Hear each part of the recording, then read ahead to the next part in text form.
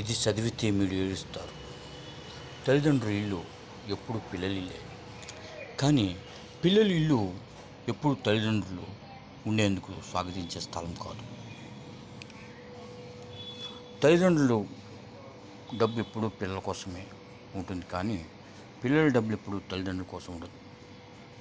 తల్లిదండ్రుల సంపదను పిల్లలు తప్పకుండా ఆస్వాదిస్తారు, కానీ పిల్లలు సంపదను తల్లిదండ్రులు ఎప్పుడు పంచుకోరు.